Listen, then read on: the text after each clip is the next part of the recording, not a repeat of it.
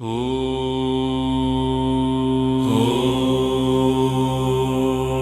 शुक्लम्बरधरं विष्णुं शशिवर्णं चतुर्भुजं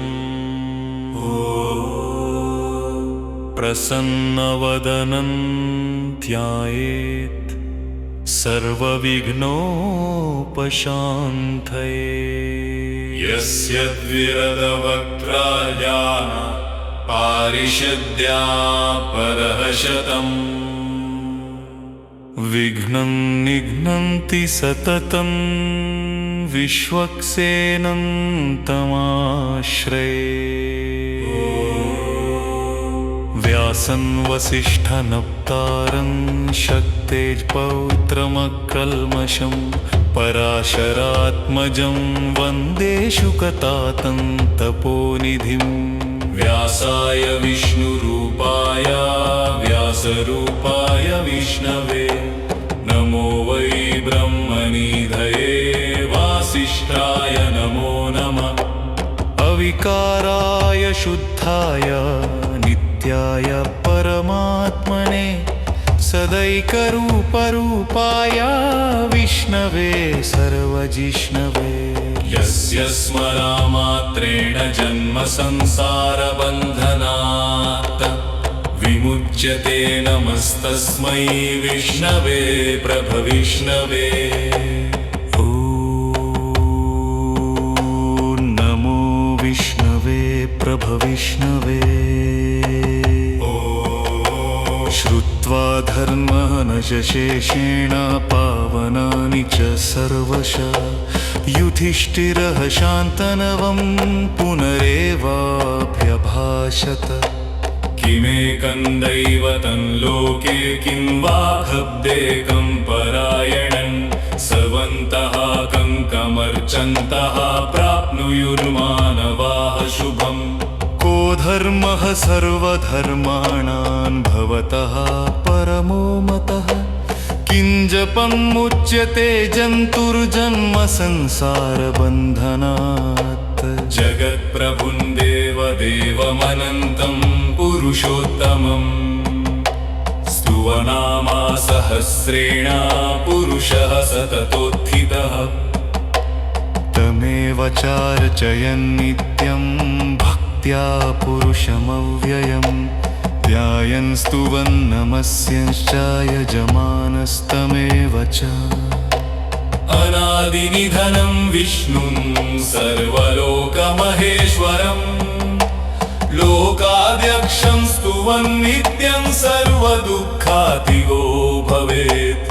ब्रह्मण्यं सर्वधर्मज्ञं लोकानां कीर्तिवर्धनं लोकनाथं महद्भूतं सर्वभूतभवोद्भवम्।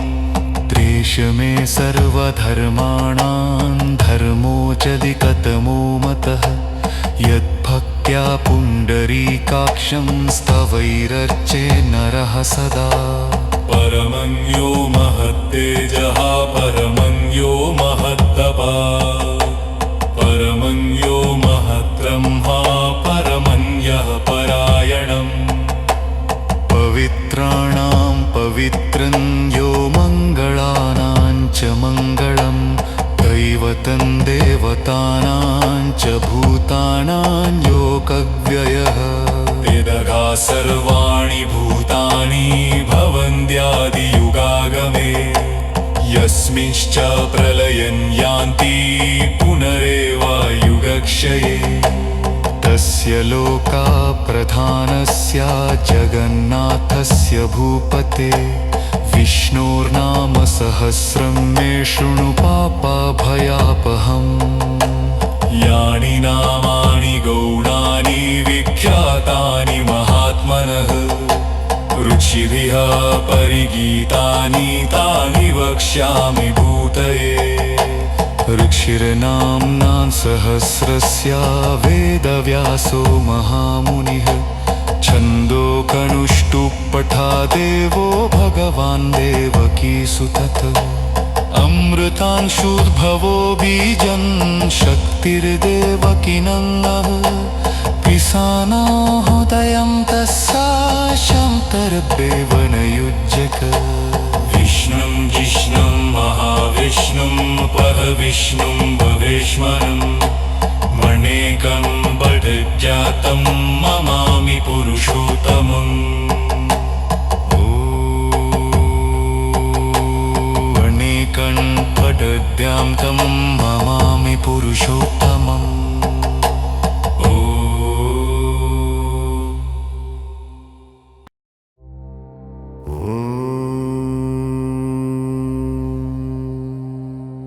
अस्य श्रीविष्णोर्दिव्यसहस्रनाम स्तोत्रमहामन्त्रस्य श्रीवेदव्यासो भगवान् ऋषिः अनुष्टुप् छन्दः श्रीमहाविष्णु परमात्मा श्रीमन्नारायणो देवता अमृतांशुद्भवो भानुरिति बीजम् देवकीनन्दनः सृष्टेति शक्तिः उद्भवः क्षोभणो देव इति परमो मन्त्रः शङ्खबृन्नन्दकी चक्रीति कीलकम् गवदाधर इत्यस्त्रम् रथाङ्गपाणिरक्षोभ्य इति नेत्रम् त्रिसामासामगः सामेति कवचम् आनन्दं परब्रह्मेति योनिः ऋतुः सुदर्शनः काल इति दिग्बन्धः श्रीविश्वरूप इति ज्ञानमम् श्रीमहाविष्णुप्रीत्यर्थे सहस्रनाम जपे पारायणे विनियोगः करन्यासः विश्वं विष्णुर्वषट्कार इत्यङ्गुष्ठां व्यानमः अमृतांशुद्भवो भानुरिति तर्जनी भानमः ब्रह्मण्यो ब्रह्मपित् मध्यमाभ्यान्नमः सुवर्णबिन्दुरक्षोभ्य इति अनामिकाभ्यां नमः निमिषोकनिमिषः स्रग्वीति कनिष्ठिकाभ्यां नमः रथाङ्गपाणिरक्षोभ्य इति करतलकरपृष्ठाभ्यां नमः अङ्गन्यासः सूरतः सुमुखः सूक्ष्म इति ज्ञानाय हृदयाय नमः सहस्रमूर्तिः विश्वत्मा इति ईश्वरया शिरसे स्वाहा सहस्रार्चिः सप्तजिह्व इति शक्त्यै शिखायै षट् त्रिसामसामगः सामेति बलाय कवचाय हुम् रथाङ्गपाणिरक्षोभ्य इति नेत्रां षट् शाङ्गधन्वा गदाधर इति वीर्याय अस्त्राय फट् ऋतुः सुदर्शनः काल इति दिग्बन्धः ध्यानम् क्षीरोधन्वत्प्रदेशे शुचिमणिविलसत्सैकते मौक्तिकानां माला सहस्फटिकमणिनिभैर्मौक्तिकैर्मण्डिताङ्गः शुभ्रैरप्रैरदप्रैरुपरि विरचितैरुन्मुक्तपीयूषवर्षैः आनन्दीनः पुनीयादरिनलिनगदा शङ्खपाणिर्मुकुन्दध भूः पादौ यस्य नाभिर्व्यदसुरनिलश्चन्द्रसूर्यौ च नेत्रे कर्णावाशाः शिरोद्यौर्मुखमपि दहनो यस्य वास्तेयमब्धिः अन्तःस्थं यस्य विश्वं सुरनरखगो भोगि गन्धर्वदैत्यैः चित्रं यतीतं त्रिभुवनवपुषं विष्णुमीशं नमामि ॐ नमो भगवते वासुदेवाय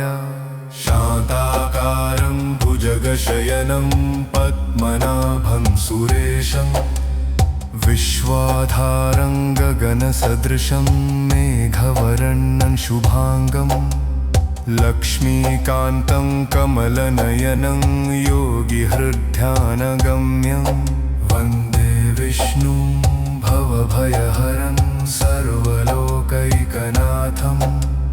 मेघश्यामं पीतकौशेयवासं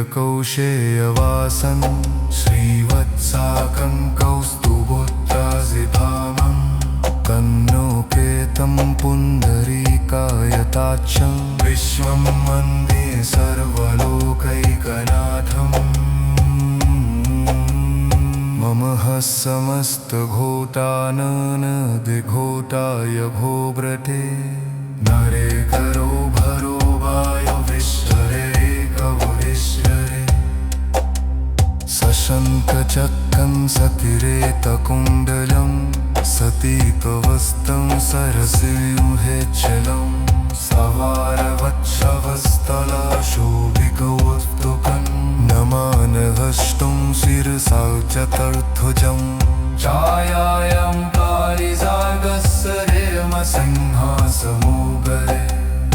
आसीनमङ्गुरश्याममयुगाक्षमलङ्कृतं चन्द्रामणं चतुर्भागं श्रीवत्साङ्कृतवत्सजं लप्निरे सप्तभानं ज्ञानसहितं तृष्णमाशहे पञ्चभुजं लम्बदिव्यापरीलतं हंसमभयानि तन्नाकाशात्मिने पुष्टहभोजयाने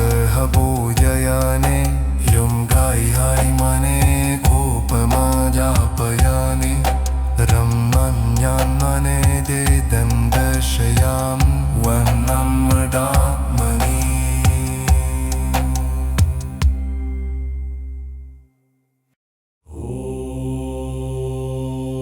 हरिः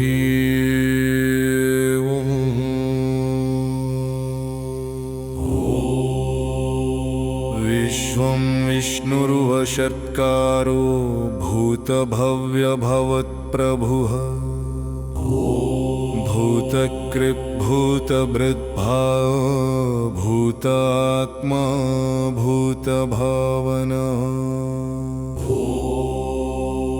भूतात्मा परमात्मा च मुक्तानां परमागतिः अव्ययः पुरुषः साक्षी क्षेत्रज्ञोऽक्षर एव च योगो योगविदान्नेता प्रधानपुरुषेश्वरः नारसिंहवपुः श्रीमान् केशवः पुरुषोत्तमः सर्वः शर्वः शिवः स्थाणुर्भूतादिर्निधिरव्ययः सम्भवो भावनो भर्ता प्रभवः प्रभुरीश्वरः स्वयंभूः शम्भुरादित्यः पुष्कराक्षो महास्वनः अनादिनिधनो धाता विधाता धातुरुत्तमः अप्रमेयो ऋषिकेशः पद्मनाभो कमरप्रभुः विश्वकर्ममनुस्त्रष्टा स्थविरो ध्रुवः अग्राह्नि शाश्वतो कृष्णो लोहिताक्षः प्रतर्दनः प्रभूतस्त्रिककुब्धाम पवित्रं मङ्गलं परम् ईशानः प्राणदः प्राणो ज्येष्ठः श्रेष्ठः प्रजापतिः हिरण्यगर्भो भूगर्भो माधवो मधुसूदनः ईश्वरो विक्रमी धन्वी मेधावी विक्रमः क्रमः अनुत्तमो दुराधर्षः कृतिज्ञाः प्रतिरात्मवान् सुरेशः शरणं शर्म विश्वरेताः प्रजाभवः संवत्सरो व्याळः प्रत्ययः सर्वदर्शनः अजसर्स्वेश्वरः सिद्धसिद्धुः सिद्धिः सर्वादिरच्युतः वृषाकपिरमेयात्मा सर्वयोगविनिस्सतः वसुर्वसुमनाः सत्यः समात्मा संमितः समः अमोघः पुण्डरीकाक्षो वृषकर्मा वृषाकृतिः रुद्रो बहुशिरा बभ्रुर्विश्वयानिः शुचिश्रवाः अमृतः शाश्वतस्थाणुर्वरारोहो महातपाः सर्वगः सर्वविद्भानुर्विश्वक्सेनो जनार्दनः चतुरात्मा चतुर्योश्चतुरदंष्ट्रश्चतुर्भुजः माजिष्णुर्भोजनं भोक्ता सहिष्णुर्जगदादिजः अनघो विजयो जेता विश्वयोनिः पुनर्वसुः उपेन्द्रो वामनः प्रांशुरमोजः शुचिरोर्जिततः अतीन्द्रः संग्रहः सर्गो भृतात्मा नियमो यमः एत्यो वैद्यः सदा योगी वीरः माधवो मधुः अतीन्द्रियो महामायो महोत्साहो महाबलः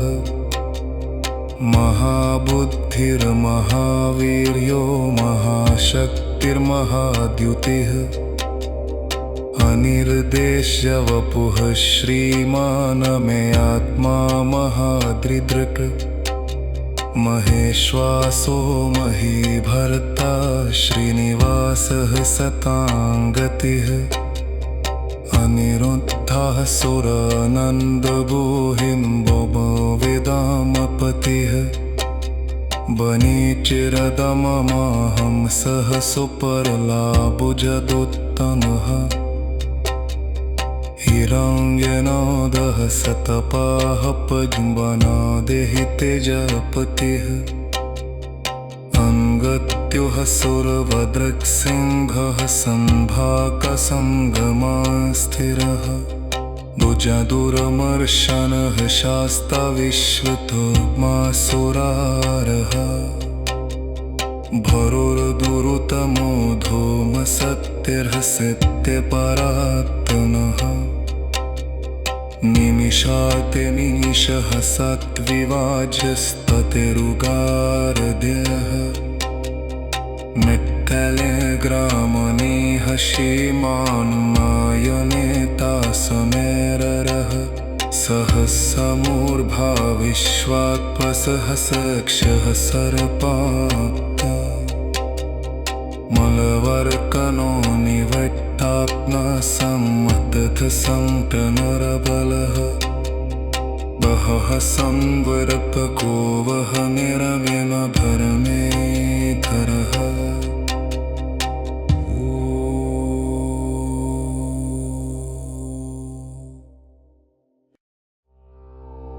सुप्रसादः प्रसन्नात्मा विश्वभुग्विभुः सत्कर्ता सत्कृतता साधुर्जन्नुर्नारायणो नरः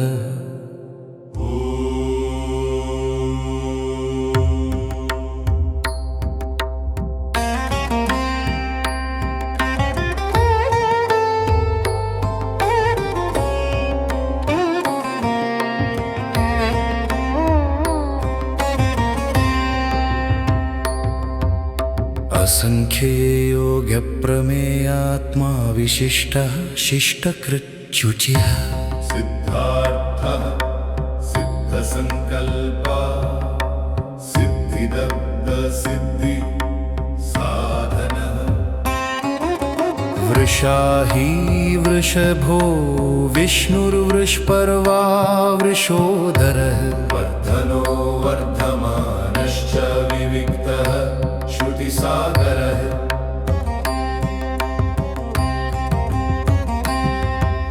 सुभुजो दुर्धरो वाग्मी महेन्द्रो वसुदो वसुर नैकरूपो बृहद्रूप शिपिविष्टः वकहाशनः ओजस्तेजोद्युतिधरः प्रकाशात्मा प्रतापनः रुद्रस्पष्टाक्षरो मन्त्रश्चन्द्रांशुर्भास्करद्युतिया अमृतांशुद्भवो भानुः शशबिन्दुः सुरेश्वरः दुर्षिधं जगततः सेतुः सत्यधर्मपराक्रमः भूतभव्यभवन्नाथः पवनः पावनो कनलः कामः कामकृत्कान्तः कामः कामप्रदः विप्रभुः युगादिकृद्युगावर्तो नैकमायो महाशनः अदृश्यो व्यक्तरूपश्च सहस्रजिदनन्तजित इष्टोघविशिष्टः शिष्टेष्टः शिखण्डी नहुषो वृषः क्रोधः क्रोधकृत्कर्ता विश्वबाहुर्महीधरः अच्युतघ प्रथितघ प्राणः प्राणदो वासवानुजः अपानिधिरधिष्ठानमप्रमत्तः प्रतिष्ठितः स्कन्दः स्कन्दधरो दुर्यो वरदो वायुवाहनः वासुदेवो बृहद्भानुरादिदेवः पुरन्दरः अशोकस्तारणस्तारः शूरः शौरिर्जनेश्वरः अनुकूलशतावर्तः पद्मी पद्मनिवेक्षणः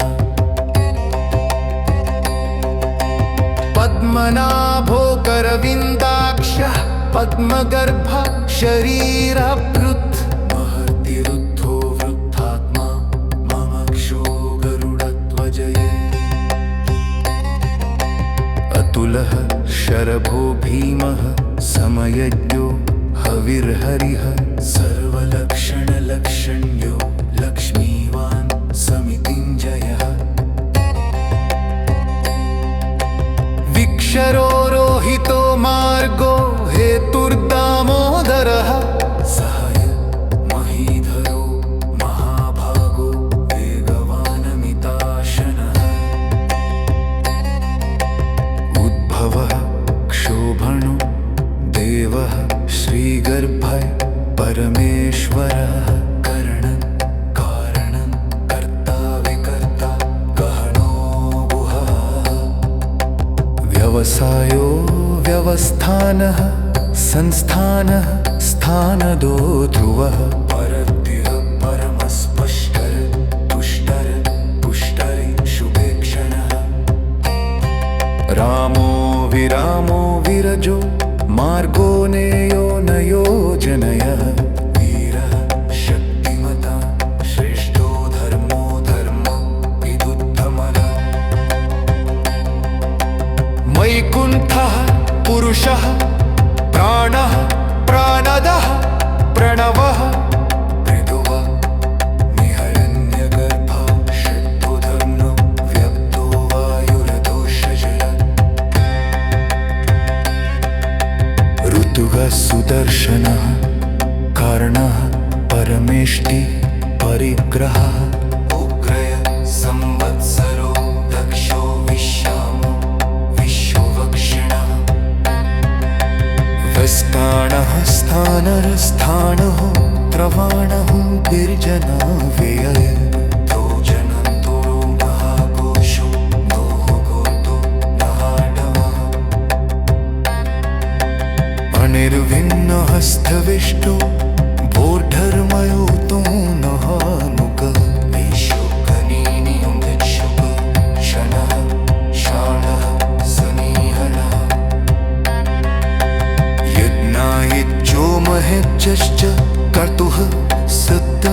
सावनामृतिय सावदयेत्तिमकर्दः साकन्नो नाळनटवम् षोडकटा समुखः सुक्षः सुघोषः सुखडठ सुहक मनोहरोचितकाढो वेरवाहुडु विकारणः स्मदनः स्मदशो व्यापीने काट्नो नैकपरिणत हत्सडो वत्सड तिरसेरत्तगडत्वे प्रणिरषड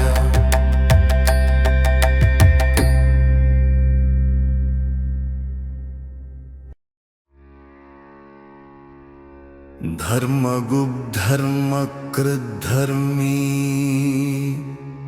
सदसत्क्षरमक्षरम्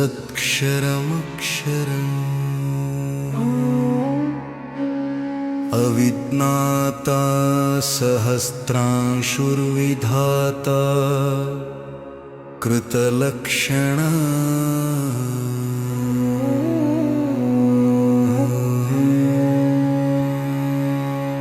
गभस्तिनेमिह सत्त्वस्थः सिंहो भूतमहेश्वरः आदिदेवो महादेवो देवेशो देवभृद्गुरुः उत्तरो गोपतिर्गोप्ता नानगम्यः पुरातनः शरीराभूतभृद्भोक्ता कपीन्द्रो भूरि दक्षिणः सोमपोकमृतपः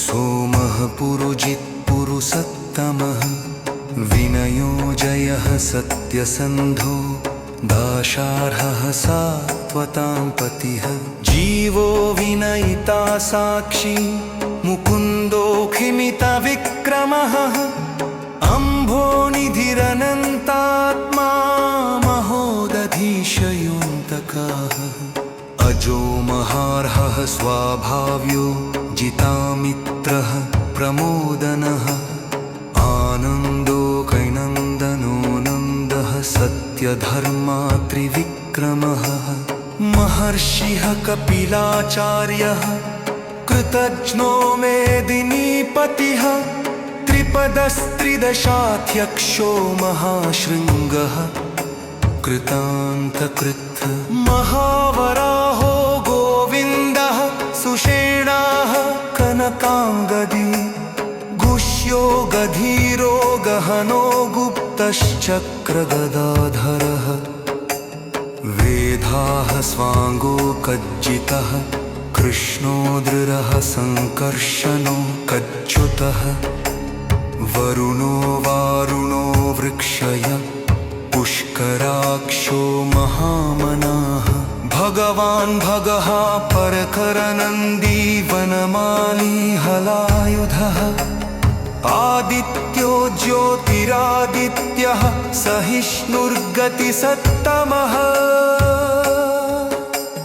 सुधन्वा खण्डपरशुर्दारुणो द्रविणाप्रदः दिवः स्पृक् सर्वदृग्व्यासो वाचस्पतिरयो निजः त्रिसामा सामगः साम निर्वाणं भेषजं भृशक् संन्यासकृच्छमः शान्तो निष्ठा शान्तिः परायण श्रीदः श्रीशः श्रीनिवासः श्रीनिधिः श्रीविभावनः श्रीधरः श्रीकरः श्रेयः श्रीमल्लोकत्रयाश्रयः स्वक्षः स्वङ्गः शतानन्दो नन्दिर्ज्योतिर्गणेश्वरः विजितात्मा कविधेयात्मा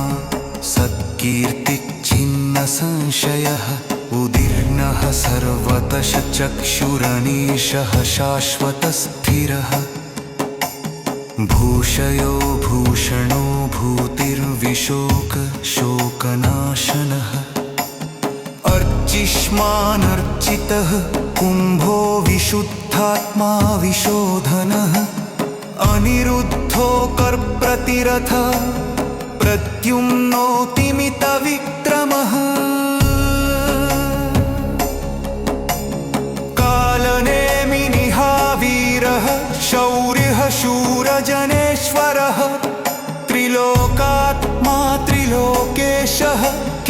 केशवः केशिः हरिः कामदेवः कामपालः कामीकान्तः घृतागमः अनिर्देश्य वपुर्विष्णुर्वीरोऽकनन्तो धनञ्जयः ब्रह्मरो ब्रह्मभृत् ब्रह्म ब्रह्मट्ब्रह्म विवर्धंः ब्रह्मविद् ब्राह्मणो ग्रन्थि ब्रह्मज्ञो गंहनपेयः महाक्रमो महाकर्मुः महातेजा महोरगः महाकदुर्महायच्छा महायज्ञ महाहविः स्तव्यः स्तवद्यः स्तोत्रं स्फुटिः स्तोतारलक्त्यः तूर्णः पूरैकाबुः अन्यकीकिरलानयः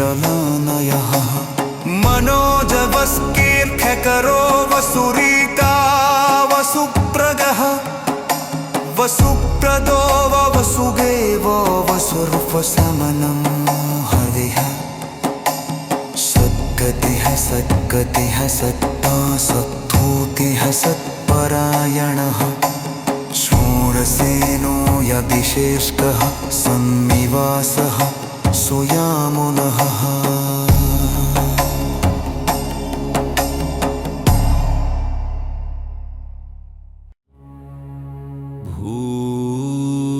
भूतावासो वासुदेवः सर्वासुनिलयो जननः दर्पः दर्पदो दृप्तो दुर्धरोऽखितापराजितघः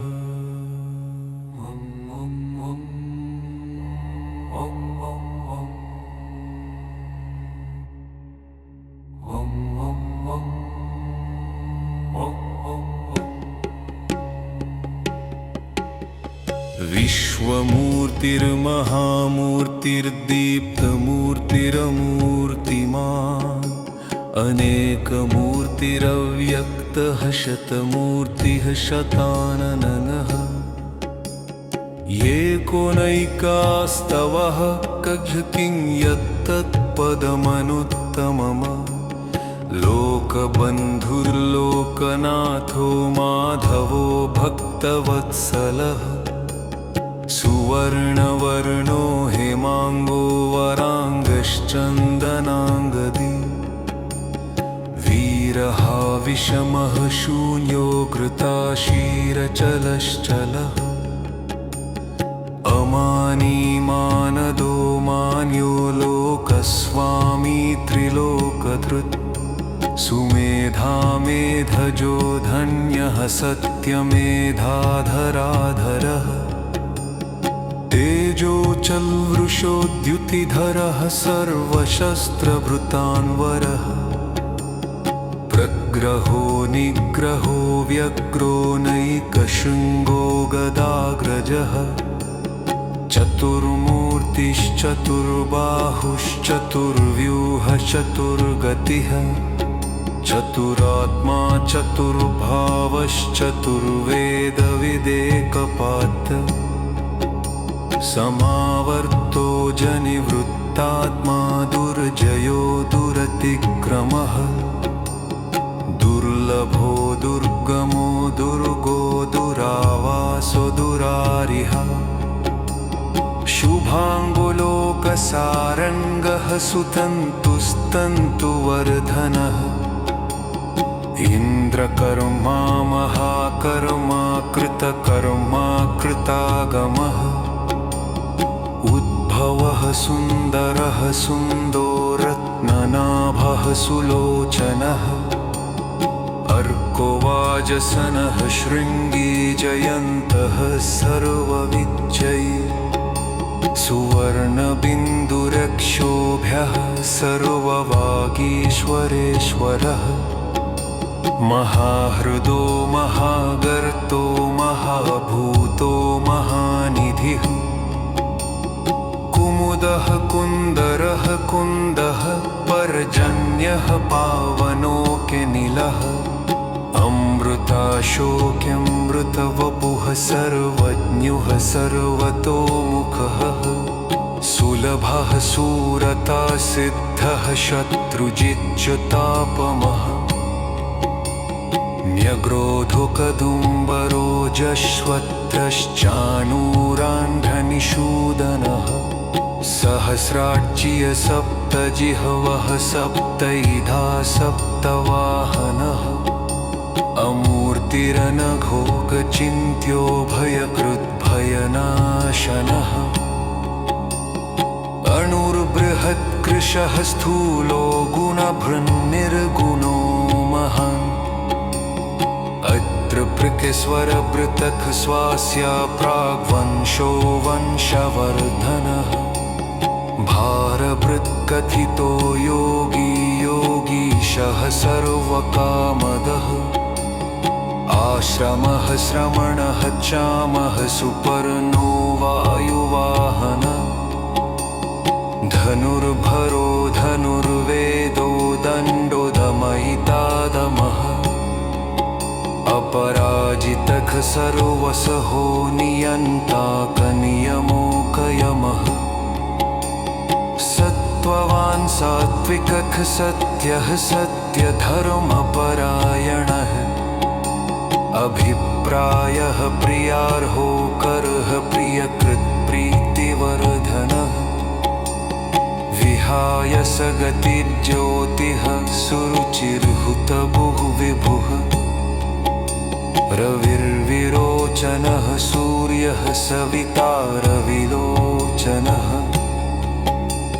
अनन्तो हुतभुग्भोक्ता सुखदो नैकजोकग्रजः अनिर्विण्ण सदामर्षि लोकधिष्ठानमद्भुतः सनात्सनागणतमः कपिलः कपिरागयः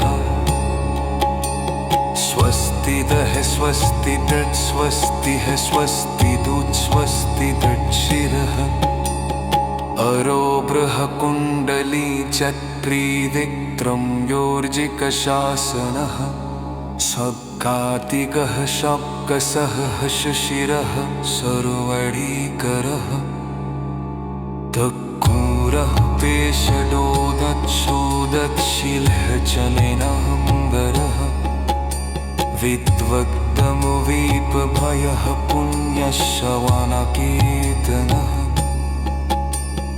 नुक्तारणो दुष्गतिहोतुं युडुः स्वप्ननिशनः वीरहारक्षणः संतो जीवलः पर्यभस्तिकः अनन्तरो हुतभुग्भोक्ता सुखदो नैकजोपग्रजः अनिर्विण्ड सदामर्षि लोकधिष्ठानमद्भुतः सनातनतमः कपिलः कपिराययः स्वस्ति गः स्वस्ति गत् स्वस्तिः स्वस्ति धुक् स्वस्ति दक्षिणः मरोद्रः कुण्डली जप्रीविक्रम्योर्जिकशासिनः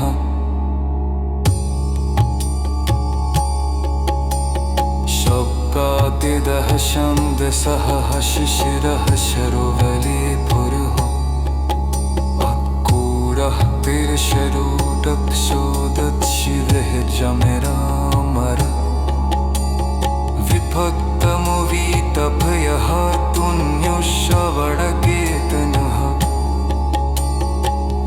तारणो दुष्गतिहादुन्युदुक्स्मधुलनोशनः वीरहारकिशरः संतो जीविनः पर्यवस्थितको पनन्तरोपकदङ्कशीर्जितमन्युर्भयापहे फलयश्रुतिः इतीदं कीर्तनीयस्य केशवस्य महात्मनः नाम्नां सहस्रं दिव्यानामशेषेण प्रकीर्तितम्।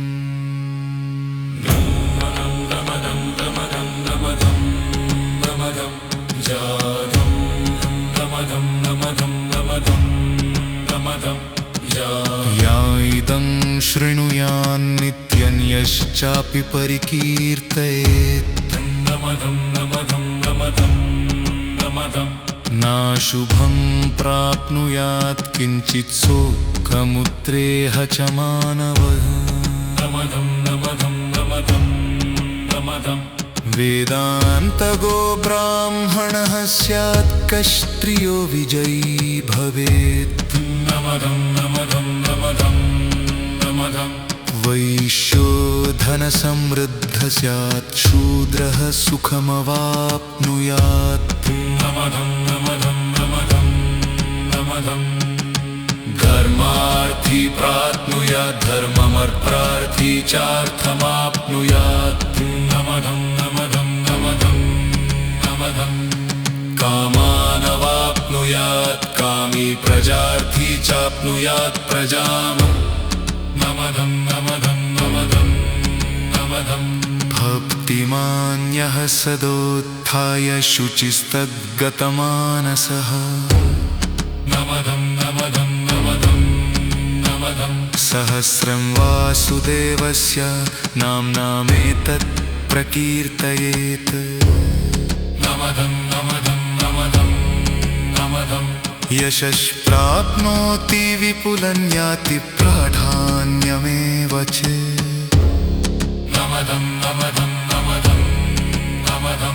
अचलां श्रियमाप्नोति श्रेयः प्राप्नोत्यनुत्तमम्।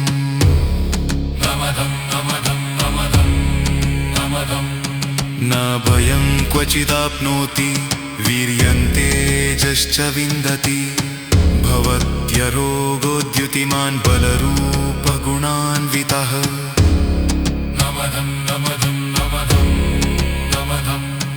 रोगार्तमुच्यते रोगाद्बद्धो मुच्येता बन्धनात्।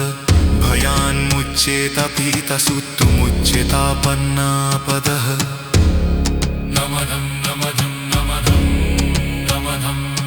दुर्गान्यतितरत्याशु पुरुषः पुरुषोत्तमम्। स्तुवनामसहस्रेण नित्यं भक्तिसमन्वितः।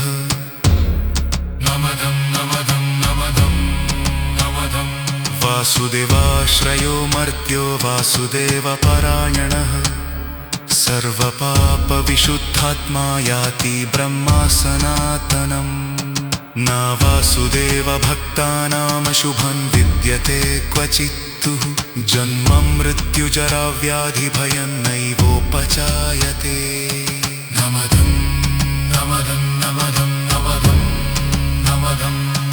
इमं स्तवमाधीयानः श्रद्धा भक्तिसमन्वितः। युज्येतात्मा सुखक्षान्तिश्रीधृतिस्मृतिकीर्तिभिः। न क्रोधो न च मात्सर्यं न लोभो न शुभामतिः। भवन्ति कृतपङ्क्त्यानां भक्तानां पुरुषोत्तमी।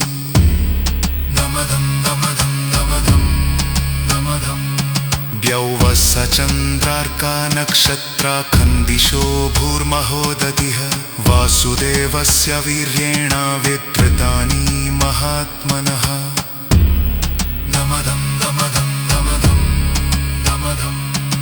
ससुरासुरगन्धर्वं सयक्षोरगराक्षसं। जगद्वशे वर्ततेदं कृष्णस्य साचराचरम्। इन्द्रियाणि मनोबुद्धिः सत्तत्त्वं तेजो बलं धृतिः। वासुदेवात्मकान्याहुः क्षेत्रं क्षेत्रज्ञ एव च।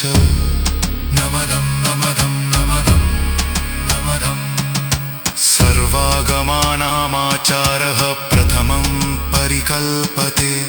आचारप्रभवो धर्मो धर्मस्य प्रभुरच्युतः। वचयः पितरो देवा महाभूतानि धातवः। जङ्गमा जङ्गमं चेदं जगन्नारायणोद्भवम्।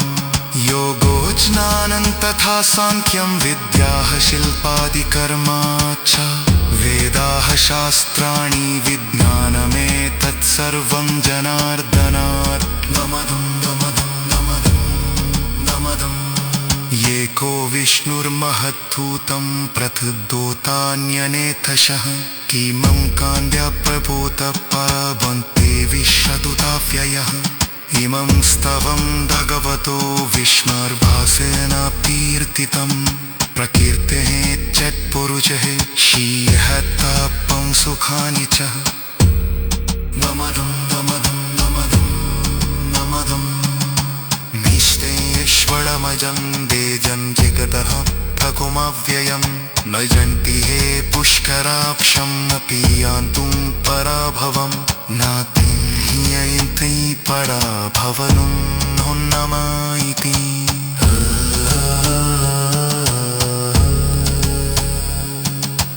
अर्जुना उवाच तन्नपत्करिशालाक्षापद्मनाभसुरोत्तम झक्पानामरुराप्तानां काकाचनातना श्रीभगवानुवाचयो मान्नाम सहस्तेलं स्फूर्तुमगच्छति पाण्डव शोकहमेके लक्ष्माकेनस्तपया धनवे संशयः सप्ततैव संशय ॐ नमायति रासोमवाच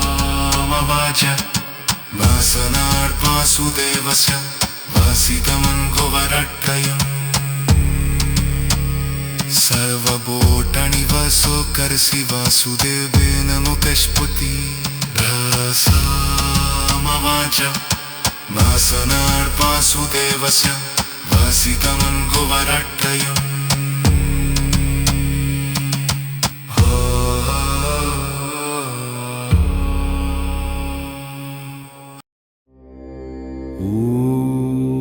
श्रीवासुदेव नमोऽस्तु तवो नम इति पार्वत्युवाच केनोपायेन लघुना विष्णोर्नाम सहस्रकम् पठ्यते पण्डितैर्नित्यं श्रोतुमित्काम्यहं प्रभो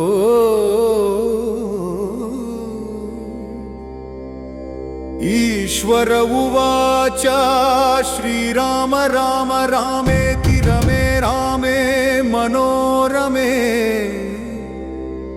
सहस्रनाम तत्तुल्यं रामनाम वरानने श्रीराम नाम वरानन ॐ नम इति ब्रह्मोवाच नमो चस्त्वनन्ताय सहस्रमूर्तये सहस्रपादाक्षि शिरोरुबाहवे सहस्रनामे पुरुषाय शाश्वते सहस्रकोटि युगधारिणे नमः नम इति श्री सहस्रकोटि युगधारिणे नमो नम इति संजय उवाच यत्र योगेश्वरः कृष्णो यत्र पार्थो धनुर्धरः तत्र श्रीर्विजयो भूतिर्ध्रुवानीतिर्मतिर्मम श्रीभगवानुवाच अनन्या चिन्तयन्तो मां ये जनाः पर्युपासते तेषानित्याभियुक्तानां योगक्षेमं वहाम्यहम् परित्राणाय साधूनां विनाशाय च कृतां धर्म संस्थापनार्थाय संभवामि युगे युगे आर्ताः विषण्णाः शिथिलाश्च भीताः घोरेषु च व्याधिषु वर्तमानाः संकीर्त्य नारायण शब्दमात्रं विमुक्तदुःखाय सुखिनो भवन्ति कायेन वाचा मनसेन्द्रियैर्वा बुद्ध्यात्मना वा प्रकृते स्वभावति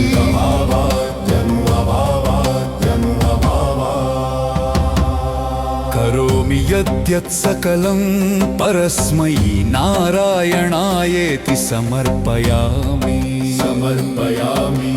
यदक्षरा पदभ्रष्टं मात्राहीनं तु यद्भवेत् तत्स सर्वं क्षम्यतां देवनारायण नमोऽस्तु ते नमोऽस्तु ते विसर्गबिन्दुमात्राणि पदपादाक्षराणि च न्यूनानि चातिरिक्तानि क्षमस्व पुरुषोत्तमः इति श्रीमहाभारते शतसाहस्रिकायां संहितायां वैयासिक्यामनुशासना मनुशासना पर्वान्तर्गता अनुशासनिकपर्वणि मोक्षधर्मे भीष्मयुधिष्ठिरसंवादे श्रीविष्णोर्दिव्यसहस्रनाम स्तोत्रनामैकोनपञ्चशताधिकशततमोऽध्याय श्रीविष्णुसहस्रनाम स्तोत्रं समाप्तम् स्तोत्रं समाप्तम् ॐ तत्सत् सर्वं श्रीकृष्णार्पणमस्तु ॐ तत्सत् सर्वं श्रीकृष्णार्पणमस्तु।